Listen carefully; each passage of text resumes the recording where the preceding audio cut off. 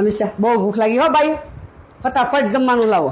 હું બનાવ્યું તમારું ફેવરિટ બનાવ્યું છે જો. ઓહો ઈદડા બનાવ્યા? હા. કેમ ઈદડા અચાનક? એ આજે મધર્સ ડે છે. બધા ને હા, આજે બધા મમ્મીજી બધા માટે સ્પેશિયલ આઈટમ બનાવે, જેને ભાવતું હોય હે ગિફ્ટ આપે, લે આવે. બધી વસ્તુ બનાવે, ફરવા લઈ જાય, જેને જે મજા આ આવે. મધર ડે માં હા, તો અમારે મધર ડે તો કરે આવી નહીં, તો અમારે તો હાઉ તમને ગમતા જ હતા ને વાલા જ લાગતા હતા. એ વાત બરાબર છે. અને એને તમારે તો મધર ડે 12 મહિને એકવાર આવે. અમારે તો હું બાને શું ખાવું વધુ ભાવ, આપણે 50 વર્ષથી મોડીઓ છોડ્યો છે, આપણને ખબર હોય બાને ને બાપાને શું ગમે, એટલે અમે તો બનાવી જ દેતા. અત્યારે મધર ડે નો સવાલ જ ન આવતો. એ બરાબર છે. અરે પણ આજ તો હું ભૂખ લાગી અને મારી ભૂખ સફળ થઈ ગઈ. વાહ ભાઈ વાહ, થેન્ક યુ બે વહુ ને.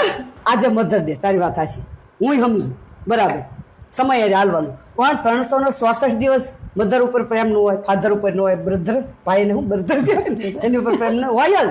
366 દિવસ પ્રેમ હોય જ. આ એક દી કોઈ બનાવ્યો છે વાંધો નહીં, પણ માતા પિતાને ભાવતું જમાડો, એને શબ્દ ગમે એવું બોલો, એની હારે બેહો, બસ એટલું જ.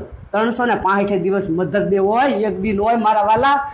એ તો બરાબર છે બા, પણ આ બધા ઉજવે છે. ઉજવે ના વાંધો નહીં, ઉજવો, પણ એક જ દી મધર ડે, પછી હું ફાધર ડે, સિસ્ટર ડે ને મધર્સ ડે. હા, મધર્સ ડે તો એ પછી ભૂલી જવાનું, એક જ દી યાદ કરવાનું નહીં, ખોટી વાત છે. નહીં, એ તો સતત પ્રેમ રહેવો જોઈએ, ભલે દીકરો કે વહુ વિદેશ હોય કે દેશમાં હોય, પણ એનો પ્રેમ એ પ્રેમ એ ક્યારેય તાર તૂટે નહીં. એને મધર ડે કહેવાય. મધર ડે તો 365 દિવસ રહેવી જોઈએ. હા, એ બરાબર છે. બરાબર ને?